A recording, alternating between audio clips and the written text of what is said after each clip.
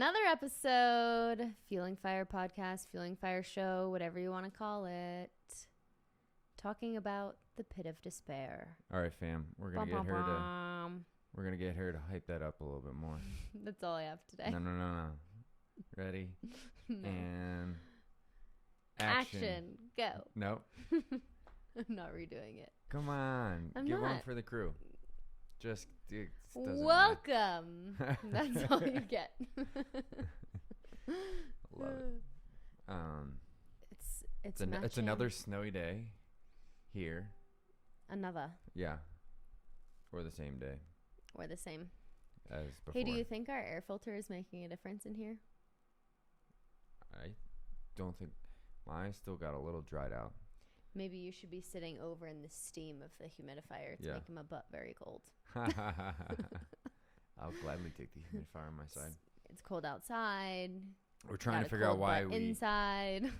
whenever we talk for an hour, that our eyes get really dry. But I think it's just the lights. I think that's just you. Imagine if you had to wear mascara. It would Imagine. Really, imagine. What are we talking about today, Boo? The pit of despair. I imagine it as this big black hole with fire, and it just sucks you down, and Kind of sounds there's like no hell. ladders. Kind of sounds like hell. It does. It's almost as if hell and heaven are mental states of living this life. Sounds like it. It sounds like we're all kind of responsible for getting ourselves out of our own hells that we create. Well, there's a couple things you could unpack there. A, the fact that you created it yourself, and B, that you're the one who is responsible for getting out of it. And I think those are But two different things. My ego tells me that it's definitely not my fault. Whose fault is it? The person who dug the hole? It's definitely your fault. Mine. I do everything perfectly, and I do everything perfectly at work, and I do everything perfectly in my relationship. There's no way that I could be a cause of my own pit of despair. See, the voice you're using is the same voice you use when you make fun of things I say. So I'm gonna pretend that you're not talking about not me. That's just my basic bitch impersonation voice. I just feel like it's anyone who is not you. That's when you impersonate anyone. I mean, usually a female. I guess you probably have a different voice for a male doing something, but it's always and you always sit like this and you're like, me every time you do it. Well, there was a song last night that it was just the most basic female la, noise. La, la, la, la, Yeah, it was la, the song la. was la la la in it, and I'm like, yo, this just confirms everything that men and women make fun of each other for. But the best part was that I was in the midst of singing the la la la la la, and then you looked at me and made fun of me, and I was like, I fucking love that part because I don't have to remember any words. Men are always women off in their field of daisies just singing la la la, and women are always using some very uneducated gorilla sound for a man. It's just very funny. You know, of all places, I would love to be in a field of daisies just singing la la la. That honestly sounds like a really great way to spend a couple minutes. And I would love to go out into the mountains and just beat my chest like a gorilla. Just grunt. Almost did it. That was you really faked me out. I kind of got scared for how loud it was going to be, not going to lie. I do like to just yell sometimes. You do. Sound is really... I think I could live in silence for a long time. Let's test it. Let's send you over to the monks and see if you come back enlightened, if you can handle it. I don't know if I'd come back enlightened. I would just be less annoyed than when you make loud sounds. Yeah. You're the cause for my negative emotional state because you make loud noises and that bothers me. So it's your fault. Got it. Yep. All right. You want to start? I want to start. You want to start. Okay. Today, what we're talking about is seasons of low times, aka pits of despair, aka hell, aka Things everybody goes through. boom. Things that are always going to happen in each of our lives, whether we want it or not, no matter how big we make the fortress and how much preparation we do, there's always going to be something that throws a wrench. Throws a wrench, In our knocks journey. us down, Yeah. makes it more difficult, throws the timing. And so if you can at least come to terms with that and accept that this is going to happen and that they're inevitable, Yeah. you can at least be more mentally prepared, right? You can't stop the flood from coming, but you can at least be sitting there with your floaties on and your noodle. Your puddle jumper? Yeah. You probably don't even know what a puddle jumper is. An airplane. No. It is an airplane.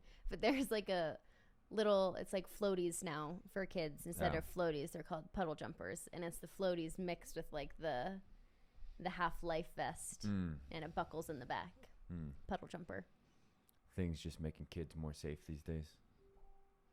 I mean, they're pretty cool. Because they could actually like splash around. I bet you could talk for a couple more minutes on that. I probably could. But on the route of what you were saying, I think when you can prepare for these times to happen no matter what, it also kind of avoids the initial impact of the why me when it happens, because it's happening to everybody, even if the circumstance, situation, breadth, depth of any of those is completely different amongst each individual. We know that everyone is going through some sort of shit. And that's kind of like the glue that brings the human experience together, is like we all have highs and lows. Yeah. And that's going to be inevitable for everyone. It's just about working through them and understanding how to actually find something in the low and take it with you. For sure. And to use that for better decision making in the future, right? Like we can either look at it as a loss or we can look at it as a lesson, right? And each of these low points in our lives, the pits of despair, they're inevitable, but they're also what allows us to understand what's good, right? Like we would be void of emotions if we didn't know what was bad, if we didn't know what pain was like, right? Well, it's then, perspective. Yeah, we wouldn't know what good is. You have to have one with the other. You don't know what you got till it's gone. Yeah. Cliche. What's the song? I don't know or who sings it, so I'm pretty sure someone will get mad about it. But I do know that it's a famous song, and I should probably know who sang it. I'm going to hunch because my back is tired. So, right, you can look that in, that can be saddening or that can be freedom, right? Freedom in the sense of like, okay, like I know they're going to come. I know they have to be there for me to even know what constitutes good. Right. And I know I'll learn a lesson from them. And so like that's, last week we talked about me being in my pit of despair. I wasn't panicked. That was kind of cool, right? Yeah. I knew that this too shall pass. And I knew as long as I keep trying to find something to learn or take away from it, it could potentially help me and be a new tool for the future, right? Did you have other points, and maybe obviously not necessarily having the language of pit of despair at that point, but now kind of reflecting back, do you have any other low points where you can look back and have that sense of panic? Yeah, I mean, in teenager years, parents divorce, moving multiple houses, not having like a stable sense of home in high school through college, it was much more like a why me type thing. Yeah. Right. And, it's something that allowed me to play more victim mindset instead of like this was happening to you. Yeah. Versus, recognizing like that things will get better as long as I can take continual action, and because of this I will have learned something. It might not have been ideal, right, But all in all, it's just going to make me stronger for the future, Mm-hmm. right? And saying, all right, how can I grow from this instead of saying fuck this and fuck everyone and it's everyone else's fault. And Right. And I'm not where I want to be because of Mhm. this. And then it allows you to do the healing from the inside, right? Mm-hmm. If it's everything external, blames everything else, like you can't heal, you can't reflect from the inside of like, how can I heal from this? And in that healing process, what can I learn from? Right. So that was what I thought was pretty cool. Is like in my pit of despair back in October, like November, I was patient. I knew that as long as I kept looking and not focusing on any particular external thing, person, situation, like if I kept looking, I would find something that would give me feedback into the sense of like, this is most likely why this happened, or this Mhm. is something that's plaguing you, and here's how you can start taking consistent action to get out of this. Mm-hmm. And so that was cool, and I think that's something that like I would hope with 10 Points Happier, and you know whoever listens to this like is to, you know, maybe that's something that like I can give to somebody, right? Right. Is knowing it's like these seasons are inevitable, and it's not something to, you know, run away from, shy away from, something to wish away that it didn't happen, or Mhm. to seclude into your thing. It's kind of like if you can be the hero that electively confronts the dragon on the other side, Mm-hmm. because you elected to head into that pit of despair further with courage Right. instead of fear and running away. On the other side is going to be you growing into a new person and evolving. Well, and that goes into, in past podcasts, why we talk about taking on elected stress. Mm-hmm. Because when we see and find ourselves that when we're in this pit of despair and we are the ones internally making the choice to extract that dragon, to attack this problem, this situation head on, it's much more empowering. It gives you that feeling of like, I decided to go for it. I was scared, but I did it anyway. I cried, but I did the thing anyway. But it was my choice, and that feels really good. When it's flipped the other way and more of the blame, victim mindset, everything feels like it's happening to you, that's when that panic happens, because it just starts to feel like everything is coming from anywhere and you're just on the defense. Like Yep. you have no ability to start planning an attack because you're just like waiting Mm-hmm. for more shit to hit you.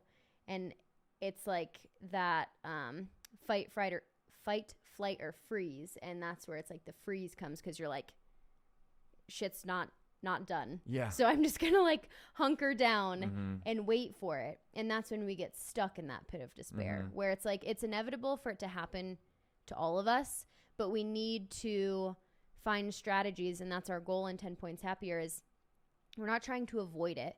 We're just trying to figure out how to not go so deep, and not how to not stay down there. Yeah. Like, how can we just kind of dip Mm-hmm. and keep on going, For and sure. kind of like ride the trajectory in a little smoother than Mhm. like these big pivots. Yeah. Or like you said, staying Yeah. in that valley of despair, pit of despair. Like how many people do we know that are so negative Mm-hmm. all the time, so victim mindset all the time? You know, everyone's out to get me. I can't catch a break. It's almost their identity. Yeah. And, you know, it's a protest behavior. It's a flight, freeze mechanism to avoid the inevitable pain of like self-reflection, right? Mm-hmm. You know, protesting against like you not wanting to uncover all the fucking baggage and actually accept like your shortcomings, Mm-hmm. and that you're the cause of your pain, right? And it's one of these things. It's like, you know, I don't think it's typically the person who's listening to our podcast, because I feel like if you're here, you're already probably doing some self-growth, but I'm negative. I'm going to listen to a podcast about being happier. and where was I? I was with the people who live in the victim mentality. Where was I going with that? Well, shit, that just blanked. But we just know, we can all picture, right? That archetype person who we know who is always, it's always raining cats and dogs for them, right? Mm-hmm. Like, and at some point, what I was going to say is like nobody else, like, we're going to kind of talk about this today. It's like, it's always your responsibility. It's always your fault. And now let's not like say like blame. I think there's a difference though right there, and I'm going to catch you in that language of it is always your responsibility. It's not necessarily always your fault. Yeah. And I think that's where it's acceptance kind of means taking responsibility, not necessarily wallowing in self-pity and self-shame. Yeah. Where it's like, oh, this is like, because then we can fall down the why me situation. So I think it's accepting responsibility, not fault. Yeah, we wanted to differentiate the pits of despair. I don't think I did that, right? There's catastrophe that is not in your control. Right.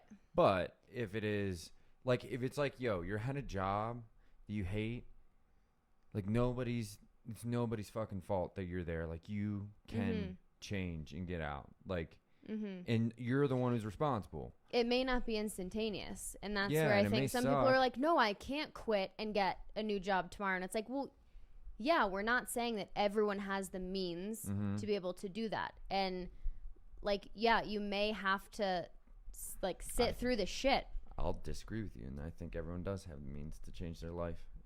But I'm saying it doesn't need to happen like sure. that. And that's what I'm saying is like some people have the means to literally just be like, oh, I am mistreated at work. I'm quitting today. And I have the opportunity to kind of get that, where it may not be so tied up pretty in a bow like that, but it doesn't mean that you can't take steps to change that narrative. Some people are more fortunate. Yeah. I guess that's what I'm saying is we can all have the ability to make the change. It just may not be like that. And nobody's, again, like if you're in, like there's the pits of despair that it's catastrophe, that like somebody hit you in your car and you're paralyzed, or your parent died, or your best friend died, or your significant other died. Right? There's catastrophe for sure that you're not in control like losing your home in a fire. Like there's so many horrible things that can happen. But when it comes to situational pits of despair, like I don't like, where I'm at with my career. I don't like my relationship. I don't like, my roommates, or I don't like whatever, right? If it's situational pits of despair, it's like, well, yeah, you probably put yourself down in this hole. Well, and that's, what we were talking about last week is there are these patterns that once, twice, like, okay, it's not having this immediate consequence, this immediate effect, but it's happening over and over and over again. And the way you're behaving, the things that you're doing is impacting the people you're surrounding yourself with. And then the people you're surrounding yourself with is, triggering another thing. And that's where it's like we all play a part in that. And it's our responsibility to accept our role in our situation. Accept the burden yes. of responsibility that it's going to take continual action to execute upon the things that maybe you've been avoiding, execute upon self-growth and self-introspection to get out of that pit of despair. Example, my sister came and lived with us for a little while. Through COVID, she really had a really severe bout of depression to the point where she was thinking of suicide and stuff like that. And, I think a lot, for that generation in COVID and college, feeling like they just have no outlet of opportunity and growth when you're supposed to be in a season of growth. Well, and such a perfect, looking forward to getting there. Yeah. I mean, think of in high school how fucking stoked we were to go to college. Yeah. And then it's like, once I get to college, I'm going to be happy. Like, some of us were stoked to go to college. Some of us did terrible in school and were king of the castle in high school, and then I was not popular in high school, so I was like, goodbye. I will go somewhere else. I had to face the music that all my inaction caused my pit of despair of not going to the college that I wanted to. And while my friends were going to different colleges that they wanted to. Right. That's a different story. But I think, like, looking at her story, she's so excited to go. And so many of, like, the teenagers right now, early 20s, is like, we were looking forward to this. Pandemic is really, really challenging in that circumstance because it's like, this is what I was looking for. This was the aim fulfillment. And I'm here, and it's not what I expected. It's not like, I don't have any of these feelings or emotions that I thought I was going to have. And now I don't know what to do about it. So she came and lived with us. Big side tangent. I lost my thought. Me? I said we. Yeah. So she came and lived with us. She was really struggling through all this. And, you know, she was having suicidal thoughts. And we one day sat down and have a really deep conversation. We ate an edible so we could really unlock some different parts of our brain. And I just simply took notes of everything that she was saying and simply kind of like navigated the conversation.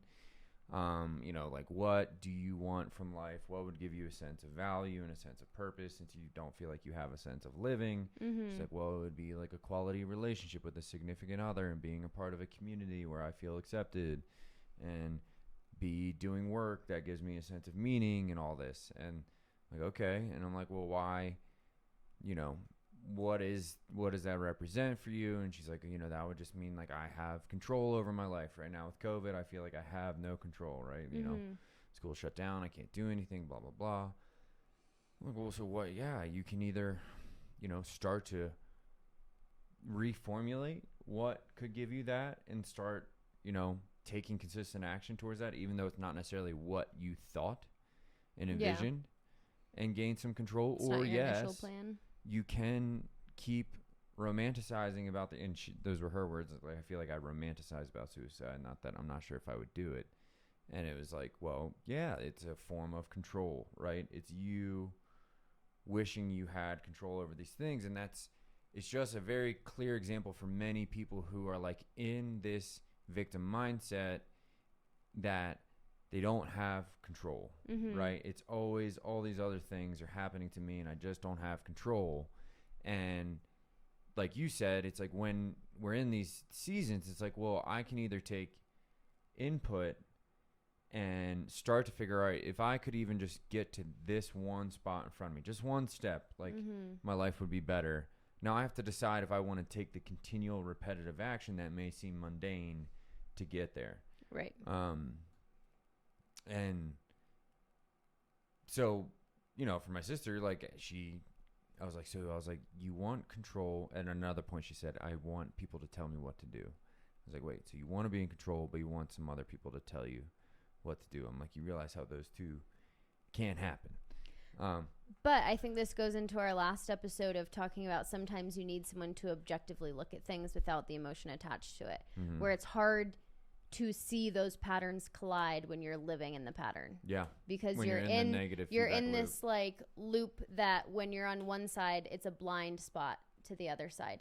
You can't really see it. And sometimes you have to have someone point it out in a way that shows that you're being cared for, not like you fucking you know. Yeah. Obviously being very careful with the way you point those things out. But I think that's the beauty of having that outside external person looking in on things and having that support that way, because sometimes we literally have those blinders on and have to have someone actually remove them. And that was the basic gist of the conversation was like, look, here's the situation. It's not ideal, but you can choose to accept responsibility to make it better or not. But the unfortunate reality is that nobody else can come and make it better for you.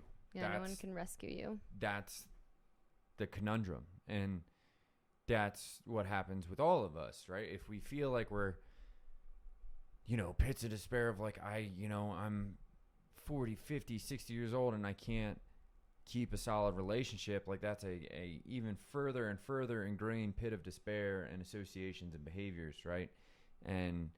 But it still comes down to saying, like, do I want to accept responsibility to try to work my way out of this, or with finances, right? Like, maybe I am not as fortunate as somebody, right? Maybe I am somebody who started, much more poor than somebody else. But again, at the end of the day, who's going to be responsible for me trying to make my situation better, to try to have more financial abundance? Well, and you're the only one who can make that commitment. Yeah. And that goes back to the very beginning of 10 Points Happier. Is someone can't tell you what your aim should be.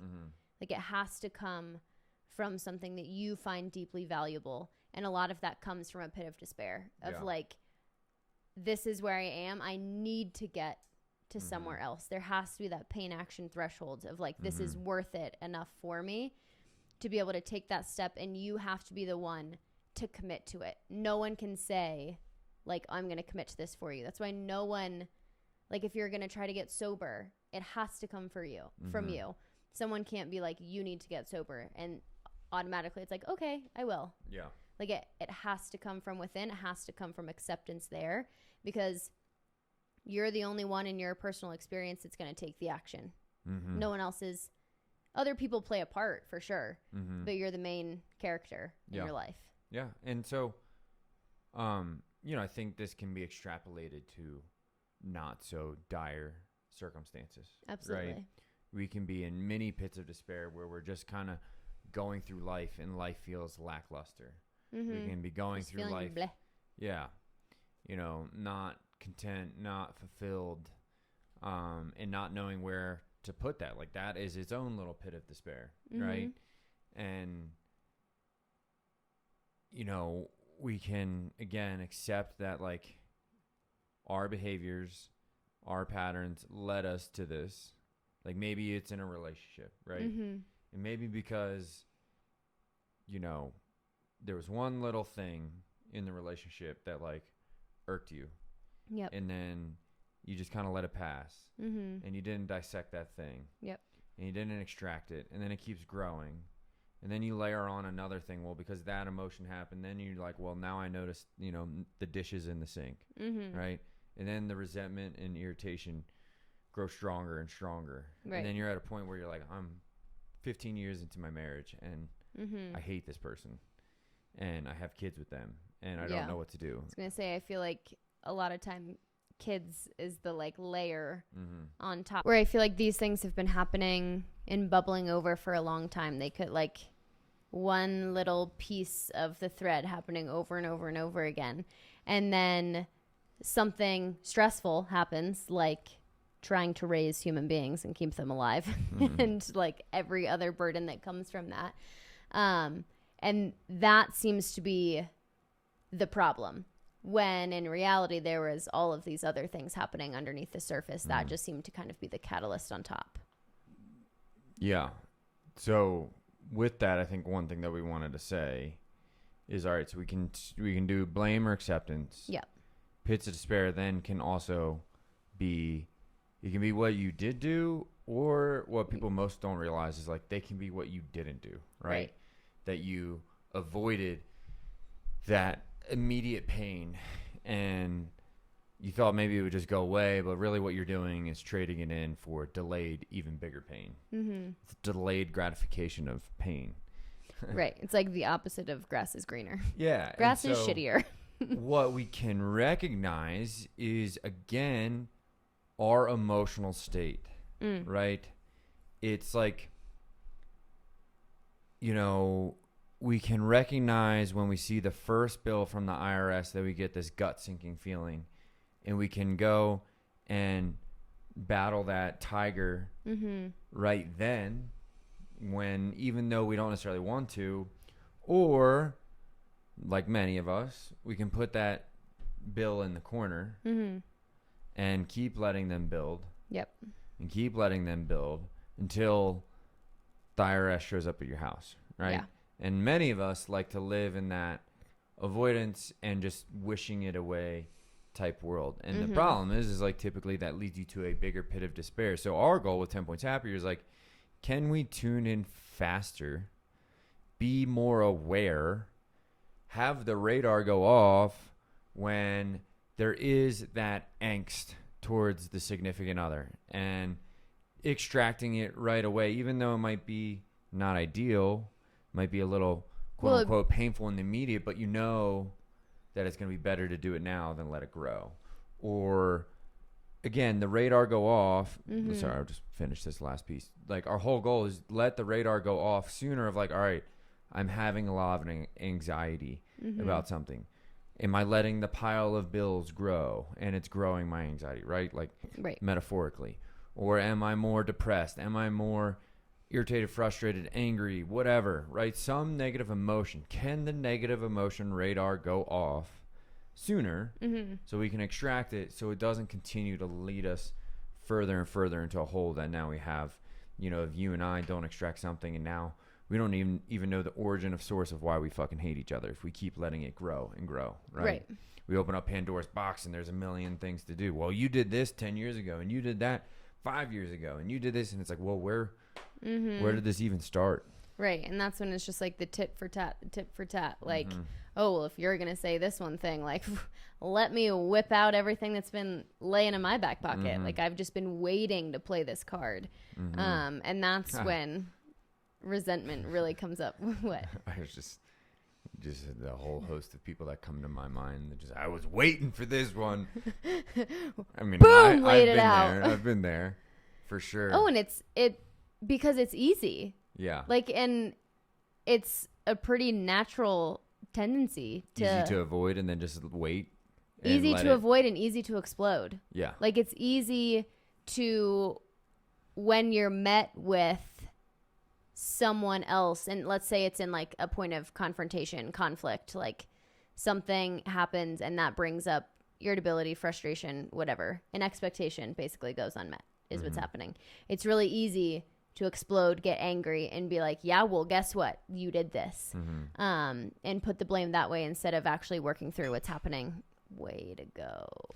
Well, it's probably good for you. Now I can't fidget with shit. Chapstick down. Better than a marker. You know what? It honestly didn't even When are you going to give me a fidget spinner? Never. Because they're not proven to actually help with focus, but that's fine. Why? I can focus better when I have a pen. What's the difference between that and a fidget spinner? Go ahead and buy yourself one. I can't afford it. All right, so we have Valley of Chaoses, Pits of Despair, Hell on Earth. We know it can be either something that we avoid or something that we have continually taken action on. Right. We can either take acceptance and take responsibility, introspection, and be like, all right, what am I doing that's causing this person to significant other to react angrily? Or I can blame, explode, like you said. So if we can at least get into the position of knowing that valleys of chaos are coming, accepting that when we're there, it's most likely, if it's situational, it's always 100% that we led ourselves there one way or another. Yeah, I want to make a quick distinction in just a second. So I don't know if you want to finish. No, I think we should go into a debate. Go for it. It's not a debate. I just think that as we're talking about acceptance and blame, if we look into blame, we can talk about blaming externally and blaming internally. And there's probably certain people that struggle with one much more so than the other, of always kind of like blaming yourself for things that happen and kind of having that be a shame cycle. Does that make sense? Yeah. Or like always blaming other people for the situation that you're in. And I just want to make a distinction that when we say take acceptance or choose acceptance and take responsibility, that is also different than blaming yourself. Yeah. Where you're like, I feel like sometimes blame and responsibility get like woven together.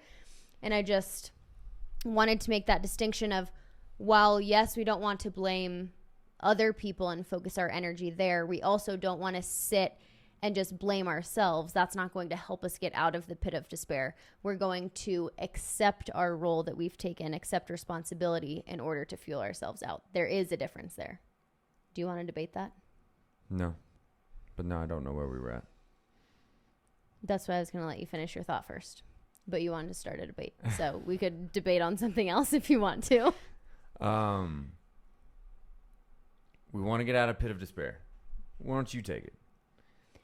About what we were going to say. Yeah, we've talked about like how to pre-frame it. We know that it's coming and we want to get out. We choose acceptance. Right. So what does that look like? Well, I think you kind of came up with the first step and what we've been talking about in a lot of this series in this podcast with bringing awareness to those things first and really starting to extract them. Mm-hmm. So I think that's going to be the first step. The biggest thing for me also comes back to, what week was this? I don't know, a few weeks ago, bringing in emotional quality. Mm-hmm. And I think this is one of the biggest reasons that we practice bringing in the emotions that we desire. Because when we can bring those into like everyday, more small, mundane moments, when we're in that pit of despair and we have accepted responsibility, we have that acceptance, we kind of start to plan what we need to do to get there. We can start to bring those emotions in a more natural state. They start to become... Or attuned to them sooner. When they're not there. And so attune to them sooner, or be able to make that switch of like, oh, I'm noticing my behavioral pattern. Oh, I'm noticing this negative emotion that shows up. I'm able to bring awareness to it, almost like pause for a second and replace it with that other emotion that we're looking for quicker. Mm-hmm. And that's where we're allowed to move through that experience faster than sit there sooner. Mm-hmm. So like I'll take myself for an example right now. We've been talking about how I'm currently in a little bit of a pit of despair with back pain and just like feeling like my physical body is going through a nightmare. And some deep-seated relationships. Yes. But it almost like coincided with at almost like the beginning of the year, I guess, choosing to bring 2 new emotions. And I think when we did our emotional quality podcast, I shared bringing passion and creativity into the things that I do.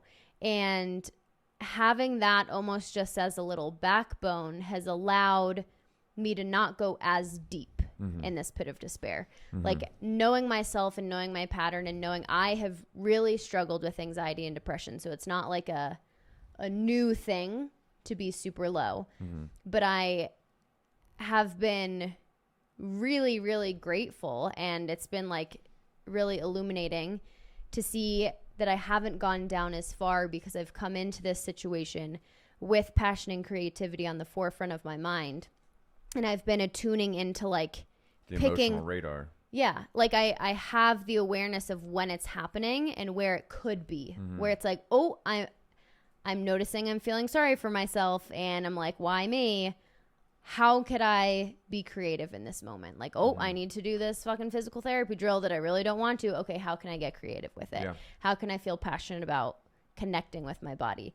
And I think that's been incredibly helpful for me to not sink down as low. Yeah. You're listening to the check engine lights before the radar blows out. Right. But that has to come with practice. Yeah, for sure. It's something we all have to, just like we work out, right? We all have to practice that. So you have been in pits of despair in the past. You accept that like, hey, nobody's going to be able to get me out of this other than myself. So I have to take responsibility. And then, so what we're saying is like, you've brought more passion and creativity into like, hey, I want to focus on this. I want to create more of it. Yeah. So when you're not in a passion or creativity side, you're saying like, all right, I don't want this negative emotion to keep playing out more and more in my life. Yep. So you dissect it, right? You dissect it. So that's, I think, the biggest piece is actually dissecting it. Because if I look back at my old patterns before of when I would be in super low pits of despair, I would just jump somewhere else. Yeah. And a lot of times it would be, oh, I'm going to go get another degree. I'm going to go back to school. Like something that I'm going to go do something I'm good at. Yeah. Where it was like, I'm not going to actually deal with what's happening right now. I'm just going to, and it was hidden by productivity a lot and I think that's where productivity can be a mask sometimes of like seeming like you're just going to get to where you want to go, but you're not actually getting out of the pit of despair. You're literally just like transporting yourself somewhere else.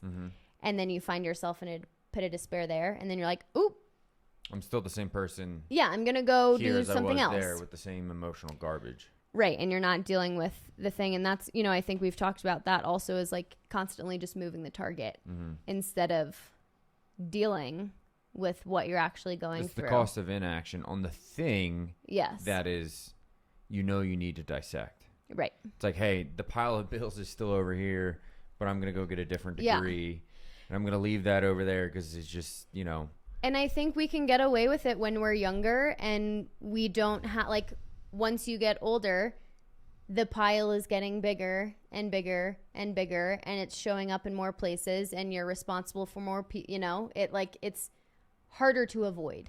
That I am going to pat my own back. I had that really good quote.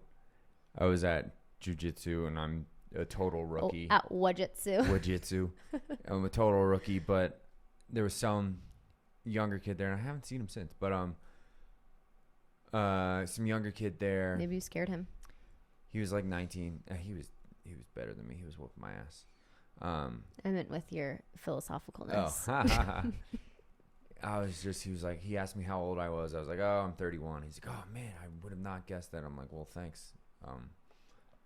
Always a good thing to hear. He must have not seen your hair close up. And I was like, oh, how old are you? And he's like, oh, I'm 19. And I was like, oh, soak it up. He's like, man, everyone says that. He's like, everyone just makes me feel like life's going to get fucking worse.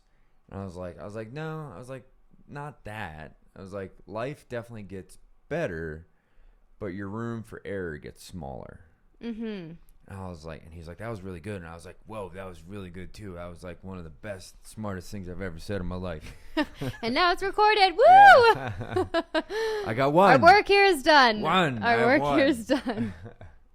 But I think that's exactly kind of what I'm saying is you can run away from all of these things, and at first you can really get away with it because there's a lot of different places to go. Yeah. But you run out of places to run to. Mm-hmm. You run out of things to run away from. Yeah, it's like they start to show up again. You're like, what the? I already ran away from this. Like, God damn it. Consequences get more dire. Is that dire? Consequences get more dire. Is that right? Dire. Like they're like is square dire in the the face. Right word? Like yeah. in dire need, like right away. Yeah, more dire. Yeah. It was like me with high school, right? Like, I was big fish, small pond, and that's just 2 years in a row. Didn't get good grades, so I didn't get into college I wanted, and that error was something that was much easier to navigate versus like saying like I'm 20 years into a relationship with somebody I hate and I have kids with them. Yep. And if I change my life now, I don't know where I would go. I wouldn't have the money to live in the same house that I live in now, and my kids would be upset and all that, right? The consequence is greater. So like Graver. if you can be emotionally in tune, you can create a better life more consistently, right? You can come to a more mutual understanding of your partner and how to navigate their expectations and your expectations and your protest behavior and my protest behavior and warning signs sooner versus letting them manifest, and then you just live in a whole house of chaos and turmoil and anger, and the kids can sense it and they feel it and they wear them. You're like, I don't know why I'm angry. I'm 5 and I don't know what the fuck is happening. Yeah. So you nailed it, right? We have the choice to accept like what behaviors have we let run amok. Right. What things have we not extracted? But if we can extract them sooner, more frequently, and which is what we want to help with 10 Points Happier, we all have a better chance of less suffrage and more bliss in our life. Right. Less pits of despair. We're not as far back. Exactly. I mean, it could also be less, where they're going to happen regardless, but we're not falling into them all the time. Yeah. And then, and that's the difference that we made at the beginning, where it's like there are these situational pits of despair. And then obviously we can't control when tragedies and everything happen. But if we are stronger in our self and our purpose and our values and the emotions that we're bringing, we're going to be able and learn. We're going to be able to handle the shitstorm that gets thrown our way that has zero like deaths in the family. We're talking about these tragedies, natural disasters. all of these things. You're going to be able to be more resilient when you build your everyday resilience. Yeah. And if we can, even if like we're in a relationship and we sense like it's off, right? We can accept that and be okay with it and be like, all right, I want to work with you on this so we can both learn. Yep. And if we learn, it's not a loss. It's okay that maybe it's not ideal all the time. Right. We but can we'll take have that, learned a lesson. We can to take be that like, step back. Yeah. And then the next time that we come around, we can pick up on it sooner. Like, oh, hey, this thing, remember this thing that happened to us in the past that we let plague us for a year? Like, right. It's happening again. Let's just do it. Let's act on it now. And extract it, even though there will be a little bit of maybe immediate pain, but you're trading it in for a less grave pit of despair that might swallow you up.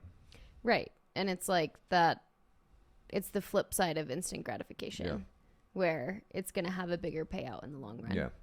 One thing that I'd want to just kind of have an open conversation about is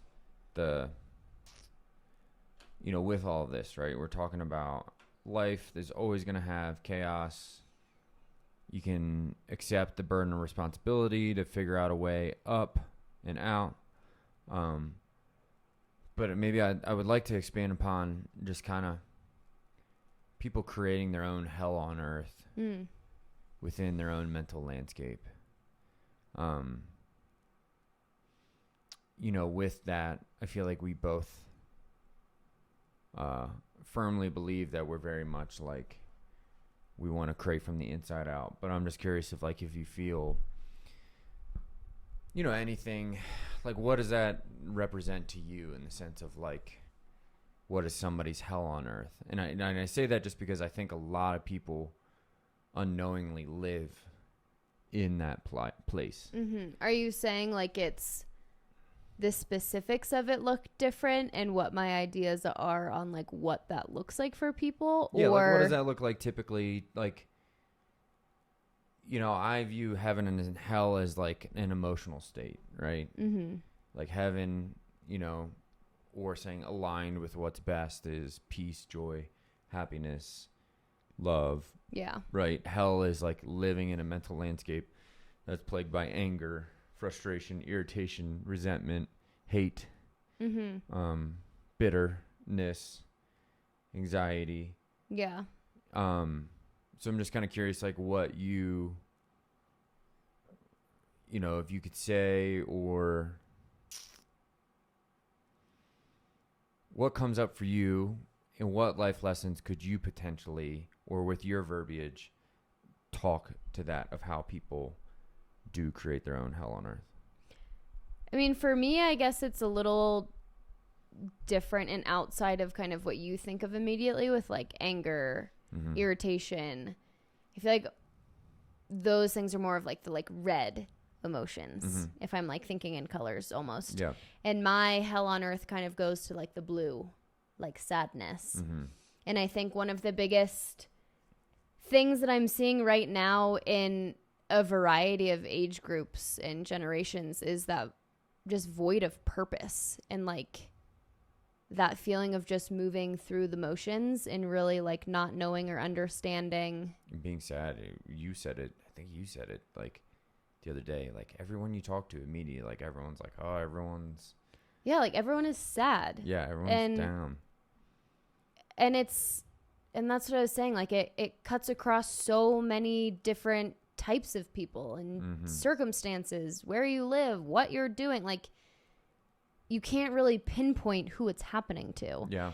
And I think that's one of the biggest, I guess, commonalities maybe that I've noticed amongst that is that like this sadness or this feeling that we're seeing seems to come from a void of purpose and like just kind of like moving about with no rhyme or reason.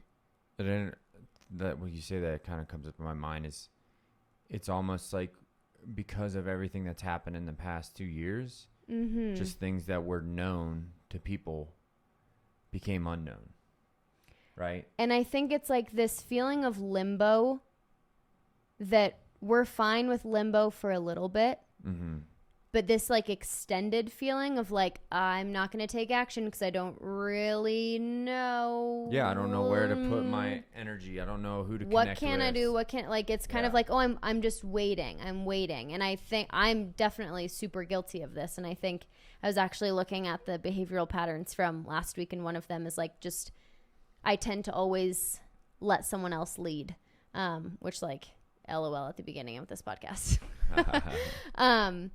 But I think that's it, where it's like, we're just like stuck in this like anticipatory phase of like, something doesn't feel right and it's all like bubbling up inside me, but I don't really know like where to direct that energy to, because I don't know when to take action. Yeah, chaos is seemingly what you thought was known is unknown, right? Like, say, for example, you're in a 20-year relationship and then you find out the person that you have been with for 20 years, and if you can hear the dogs, maybe we're getting mail in a snowstorm. Woo! This would be new. If you've been with somebody for 20 years and you find out they've been cheating on you for 10 years, like everything that you thought was known is now a lie, right? Yeah, it makes you question everything. Yeah, your house looks different. Your environment looks different. The person you thought you loved looks totally different to you. So now you feel trust, like, I'm gonna. So your whole world is turned upside down into the unknown, chaos, right? Chaos is unknown. Yeah. And so many of us right now are in a season of chaos in the sense that like things that we felt were known and our habits and routine were known and they got turned upside down, and maybe a lot of those haven't been pieced back together. Yeah. In the exact same way. And then, maybe you have a friend, now people are struggling with their family and their friends, like having different places of value when it comes to navigating the pandemic, right? Like how many people have, written off people because they don't handle COVID the same way they do, either side, right? Right. And so those relationships that you thought you knew that person now becomes unknown. Somebody you maybe who like have been great friends, but now you're like, totally, they seem unknown to you because they didn't handle it in the way that you didn't. And what we like about other people is similarities, right? We like similarities. And so... Well, and that goes with expectations. If we like knowing what to expect of people. Yeah. And when they don't meet that expectation, it's kind of like... Yeah. What? Huh. Like, now I have to like reformulate in my mind how you fit into my world. Yeah. Because, I mean, that's from the very basics of growing up, like how we get about in this world. It's like we have to assimilate things, put them into our schema, understand like, oh, this like four-legged animal is like other four-legged animals, and then you start to like see that everywhere. Like that's literally how you learn. So it makes sense that when that expectation isn't met, you're like, pause, that didn't work. Like now I have to question everything that I put in that box, because usually you fit in that box and you didn't fit in that box. So now I need to figure out, like, is it my box or is it you? Yeah. And figure out, like, what exactly that means. Yeah. Sorry, I side tangented you because I had a new thought and idea and epiphany. No, you're fine. But I think the only other really thing I kind of wanted to add on, like, what I guess people are struggling with now, and, using your language, hell on earth. And I think that's something you resonate with more so than me. I don't know necessarily what I would call it.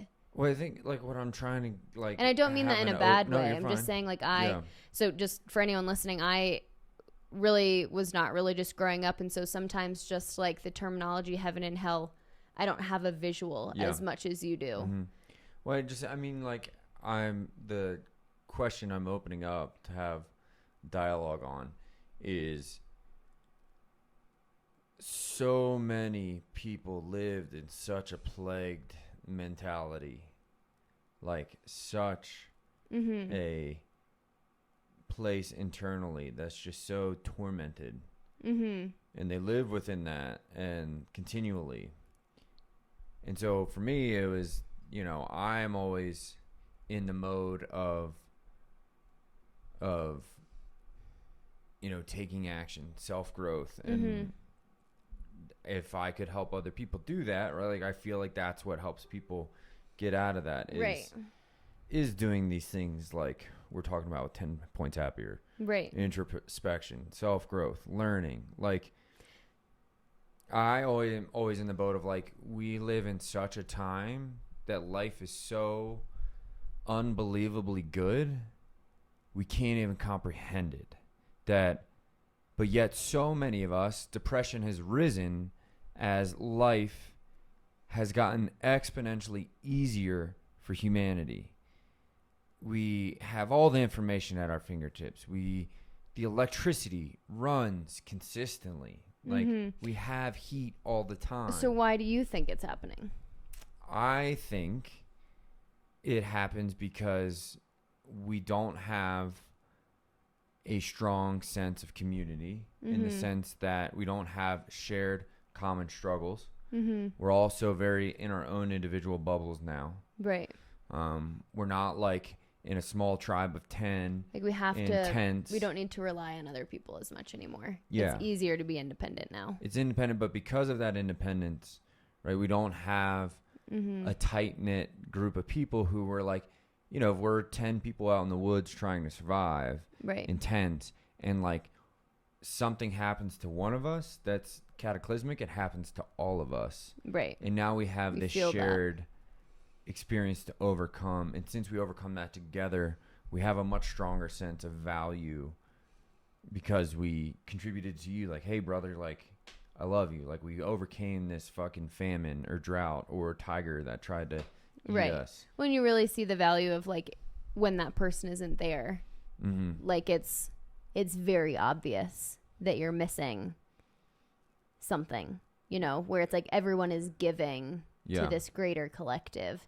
And I think that's sorry. I was just saying, maybe that's, you know, also kind of these people feeling void of purpose is when you don't have that, where it's like, yeah, I could be gone and literally no one would know. Yeah. Yeah, we're more isolated now. Right, where it's like everyone's life would still go on. Isolation increases chemicals that are going to make us feel more depressed and down and stuff and down and out. But I think, again, we have so much unnecessary self-burden this day and age. And we're always looking for somebody else to put the blame on, another group of people. We get down to an us versus them mentality, which is very easy to do. It seems like almost the everything is so good or automated or whatever that, like, I don't really know what to do. So, like, in my I don't know what to do, I'm creating this pit of despair. Yeah. It's like I don't know what to do with my hands. Yeah. type thing. We've talked about that before, of people who are like when you panic, you create. Where the pain gives them at least something to overcome. Well, and that goes, I mean, that's with like tons of deep trauma too. People who have gone through like some of the most horrendous human experiences you can possibly fathom going through. That one of the biggest things that they do is self-harm. And it's the thing, because it's like, it's the only thing that like takes me out of the moment, or like thinking about these other things is like, it's the only thing that brings me into the present. That's why like mindfulness and everything is so important, because allowing yourself to be brought into that moment and what's happening right now is so powerful. And a lot of people have to do it through pain, because it's like a universal feeling that literally you can't think of anything else. That was kind of a side tangent, but if you don't have anything else with that, I had a different idea. No, I was just still trying to pick apart why we are in a season of like universal pit of despair, and why life is seemingly better than it ever has been in humanity, and depression and sadness and suicide are on the rise. Like, it's a very vexing thing to me. And, you know, maybe that comes from not being relatable, because I've always just had a strong support group of parents that have always said, like, you know, always been very supportive. Keep moving, keep growing, keep challenging yourself. Right. You know, pushing me out into discomfort, you know. And, you know, maybe that's helped me just be very okay with always like electing to head into the storm and Right. knowing that on the other side of the storm is a seemingly better human experience. So that's what I don't get. Is like we have more tools at our disposal now than ever to head into the storms. But just because they're there doesn't mean people are using them. For sure. And that's obviously apparent, right? And it's like, that's what's vexing to me. And so what I was trying to get at is like, why do so many people let themselves live in this place, in their mental landscape, when we seemingly have more tools than ever to get ourselves through that? That was my question to you, is like, why you feel, because we all know, you and I know, we can people that come straight to our head who live in their own, Right. they fucking live in their shit for years. Right. It's like, why? You have more access to people who are more insightful than this now than ever. More people that can help you with this now than ever. There's more information now than ever. There's more easy capability to go and accomplish something that gives you a sense of purpose. So like, why seemingly now though do more people live in their own shit or hell on earth? Yeah, I mean, I don't think I have the answer. I don't know if anyone really has the answer. Yeah. But the other I'm sure there's multiple facets. Right. The other thing that kind of came to mind reminded me of when we were talking earlier about your sister's story, and just kind of like I feel like everything is out of control, but at the same time I'm looking for someone to kind of tell me what to do. But then I'm looking at your pit of despair, and one of your biggest things is like kind of the challenge of always feeling the need to be in control, how that's very different than the feeling of being out of control all the time. And yet they're both kind of causing these pits of despair for different people.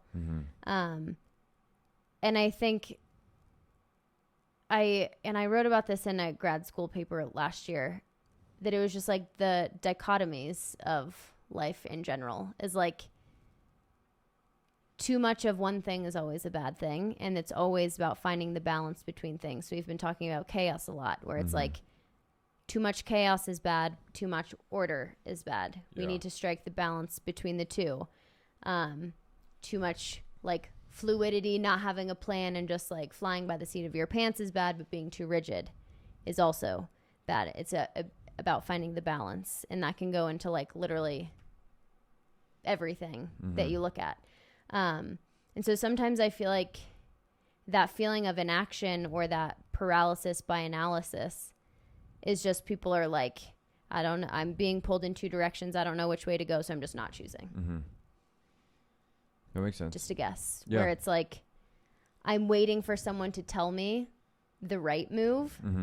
And this could also be, this is a totally different thought. I'm like really all over the place today. Sorry. But another thought is like, there's so much judgment through social media now, where it's like, nah, I'm scared to like go do anything because someone's going to say something, like have something to say about it. And so maybe that's also kind of fueling that paralysis by analysis, because it's like, not only am I analyzing it, now all of these other people are analyzing every single decision. And if I do this, some people are happy. I do the exact same thing. Some people are pissed. And it's just like, okay, I'm not going to do anything. And then people are also pissed about me not doing anything. And so I wonder if that has a factor to it too, where there's so many more opinions now. What to take action on, and and where what's to place fulfilling. value. Where like you might hold value somewhere, but other people that you find valuable don't think that that's where you should hold your value. And well, it's just interesting. It's very interesting that why so many people are so mentally plagued nowadays. But you I can't think find happiness. On the good news, I think that there's strategies to overcome that. And that's exactly what we're trying to do with 10 Points Happier. And it's all coming from our personal experience and the people that we're working with. Yeah. And recognizing that, like, seemingly, since we're in a world of chaos right now, or a world of unknown, or yet, let's say humanity is dipped down into hell,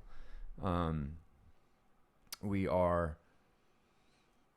have to pick up the pieces again and get back to a new level of order for each of us in our life, in our mental landscape, of where do I place value, Is that community? Is that the work that I'm doing? Is that my relationship?